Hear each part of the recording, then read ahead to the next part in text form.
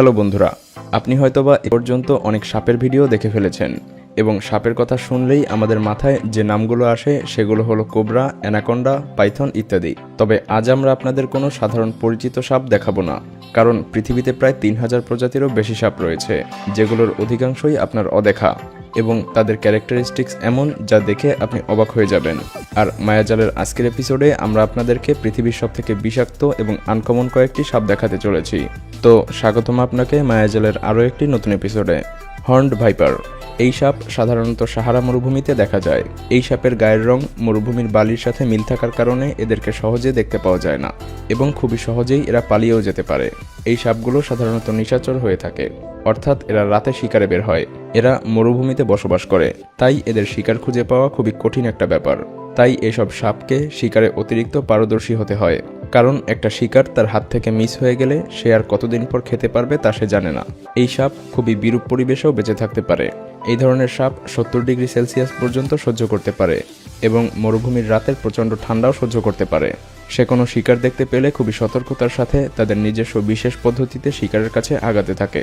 একটা বিশেষ পদ্ধতিতে চলাফেরা করার কারণে এই সাপ যেই পথ দিয়ে চলাফেরা করে সেই পথে চলার কোনো চিহ্ন বা মার্ক থাকে না, তাই সে কোথা থেকে এসেছে বা কোথায় পালিয়ে গিয়েছে তা কেউই বুঝতে পারে না এবং এভাবেই তারা তাদের জীবন অতিবাহিত করে থাকে।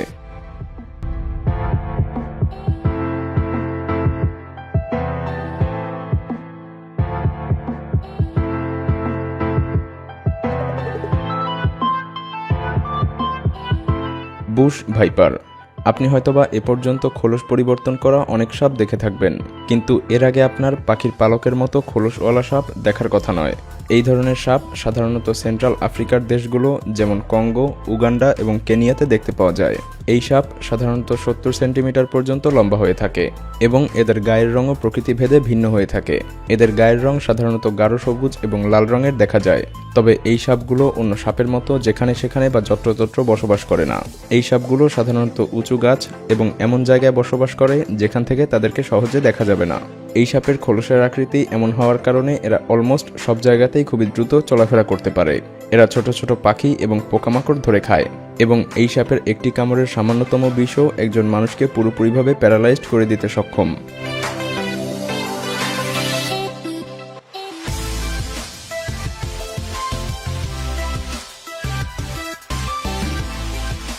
গ্রিন ভাইন স্নেক এই সাপ দেখতে অনেকটা গাছের লতাপাতার মতো হয়ে থাকে এবং এরা এতটাই বিপজ্জনক হয়ে থাকে যে এরা তার শত্রুকে একেবারে না পারলে ছাড়তে চায় না।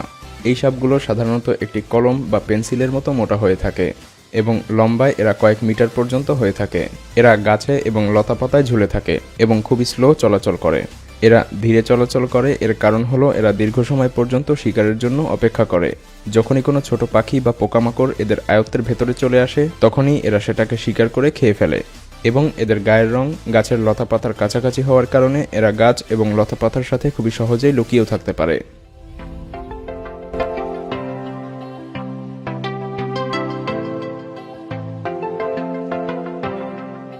স্টার্ন হগ-নোজড স্নেক এই সাপ আমাদের লিস্টে স্থান দেওয়ার একটা বিশেষ কারণ রয়েছে এবং সেটা একটু পরেই বুঝতে পারবেন। এই সাপের এমন নাম তাদের নাকের আকৃতি শূকরের নাকের মতো হওয়ার কারণে দেয়া হয়েছে। এই সাপ নর্থ আমেরিকায় পাওয়া যায়। এদের মুখ বেশ বড় হয়ে থাকে। এখন পর্যন্ত পাওয়া এই সাপের সবথেকে বড় সাইজ ছিল 116 সেন্টিমিটার বা 46 ইঞ্চি। তো চলুন এবার এদের অস্কার লেভেল অ্যাক্টিংয়ের কথা আলোচনা করা যাক, যে কারণে একে আমাদের লিস্টে শামিল করা হয়েছে। এই সাপ মানুষের জন্য ক্ষতিকর নয়, কিন্তু যখন এই সাপ কোনো বিপদে পড়ে বা মানুষ দেখে তখন এরা কোবরার মতো ফনা তোলে এবং কোবরার মতোই জিহ্বা ভেতরে এবং বাহিরে নেয় এবং এভাবে করে তারা শত্রুকে ভয় দেখানোর চেষ্টা করে। কিন্তু তাতেও যদি কাজ না হয় তাহলে সে কামড় দেওয়া শুরু করে, কিন্তু সাপ বিষাক্ত না হওয়ার কারণে শত্রুর কোনো ক্ষতি হয় না। কিন্তু তারপরও যদি কাজ না হয় তাহলে সে নিজেই মরে যাওয়ার অ্যাক্টিং করে এবং পিঠ আর মাথা উল্টিয়ে মাটির সাথে গড়াগড়ি দেয় এবং শত্রুকে বোঝানোর চেষ্টা করে যে সে মারা গিয়েছে। এবং এদের এই অস্কার লেভেল অ্যাক্টিংয়ের জন্যই আমাদের লিস্টে রাখা হয়েছে। প্যারাডাইস ফ্লাইং স্নেক আপনি হয়তোবা এ ধরনের সাপ আগে দেখে থাকবেন, সমস্যা নেই, আরও একবার দেখুন। আপনি যদি একটু খেয়াল করেন তাহলে বুঝতে পারবেন যে এই সাপ ওড়ার পরিবর্তে বাতাসে ভেসে বেড়ানোর চেষ্টা করে। এই সাপ প্রকৃতপক্ষে যেটা করে সেটা হলো অনেক জোরে এক গাছ থেকে অন্য গাছে লাফ দেয়, কারণ পাখা ছাড়া কোনো প্রাণী কিভাবে উঠতে পারে। এই সাপ তাদের অনেক শক্তিশালী অ্যাবডোমিনের সাহায্যে এক গাছের শাখা থেকে অন্য গাছের শাখায় লাফ দেয় এবং এর বডি অনেক পাতলা হওয়ার কারণে এটা অনেক বেশি সময় ধরে বাতাসে ভেসে থাকতে সাহায্য করে। এই ধরনের সাপ ভারত এবং বাংলাদেশ সহ বিভিন্ন এশিয়ান কান্ট্রিগুলোতে দেখতে পাওয়া যায়। তো এই সাপ যদি উড়ে এসে আপনার মাথার উপরে পড়ে তবে ভয় পাওয়ার কোনো দরকার নেই, কারণ যদিও এরা বিষাক্ত তবে এদের বিষ মানুষের কোনো ক্ষতি করতে পারে না। স্পাইডার টেইলড হর্ন ভাইপার এই সাপ সাধারণত মরুভূমি এলাকায় বাস করে এবং সে কারণেই এই সাপের শিকার করার পদ্ধতিটাও সম্পূর্ণ আলাদা। এটা তার শিকারকে লেজ দিয়ে তার কাছে আসার জন্য আকর্ষণ করে, কারণ এটা লেজ দেখতে অনেকটা মাকড়সার মতো লাগে। সে কারণে যখনই কোনো জীব মাকড়সা ভেবে তার লেজে আক্রমণ করে তখনই সে সেই প্রাণীকে তার শিকারে পরিণত করে। এই সাপ সর্বপ্রথম 1968 সালে একটি বৈজ্ঞানিক রিসার্চের সময় ওয়েস্টার্ন ইরানে পাওয়া গিয়েছিল এবং এই সাপ সর্বপ্রথম ধরার পর শিকাগোর ন্যাশনাল হিস্ট্রি মিউজিয়ামে সংরক্ষণ করা হয়েছিল। প্রথমে বিজ্ঞানীরা মনে করেছিল যে এই সাপের লেজের কোষ মাকড়সার কোষের সাথে মিল রয়েছে অথবা এই সাপের জন্মগতভাবে কোনো সমস্যা রয়েছে, কিন্তু পরে তারা জানতে পারল যে এই সাপের লেজের এমন আকৃতি তাদের শরীরে থাকা প্যারাসাইটের কারণে হয়েছে।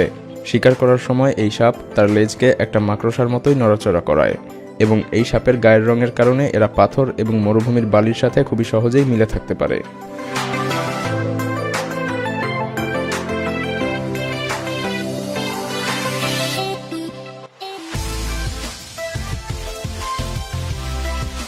মালাগাসি লিফ নোস্ট স্নেক এই সাপ প্রকৃতির সাথে খুবই ভালোভাবে মিলেমিশে লুকিয়ে থাকতে পারে, যেমনটা মিলিটারিরা বনে জঙ্গলের মধ্যে লুকিয়ে থাকে। এই সাপের সামনের দিকে নাকের আকৃতি এমন উদ্ভট হওয়ার কারণে এরা খুবই সহজেই গাছের ডালপালার সাথে মিলে থাকতে পারে এবং এদের গায়ের রং দিয়ে এদের সেক্সুয়ালিটি আলাদা করা যায়। এই প্রজাতির পুরুষ সাপের পিঠের অংশ ব্রাউন কালারের হয়ে থাকে এবং পেট হলুদ রঙের হয়ে থাকে। অন্যদিকে মেয়েদের থাকে শুকনো গাছের মতো ব্রাউন কালার, যাতে তারা খুবই সহজেই ধোঁকা দিতে পারে। এই সাপ সর্বোচ্চ 3.2 ফিট পর্যন্ত লম্বা হয়ে থাকে এবং এদেরকে সাধারণত মাদাগাস্কারের উত্তর পশ্চিমে দেখা যায়। এরা সাধারণত মাটি থেকে 6 থেকে 7 ফুট উচ্চতা বিশিষ্ট গাছে বসবাস করে এবং এদের সবথেকে প্রিয় খাবার হলো লাইজার্ড, টিকটিকি এবং ব্যাং। যদিও এটা একটা বিষাক্ত সাপ, কিন্তু এর কামড় থেকে মানুষ মৃত্যুবরণ করে না, তবে এর কামড়ে অনেক ব্যথা অনুভূত হয়। ভিডিওটি ভালো লাগলে লাইক করতে পারেন এবং আপনি যদি এমনই রহস্য, রোমাঞ্চ, আনকমন আর ইন্টারেস্টিং ভিডিও দেখতে পছন্দ করে থাকেন তবে মায়াজাল চ্যানেলটিকে এখনই সাবস্ক্রাইব করুন এবং পাশে রাখা বেল আইকনটি প্রেস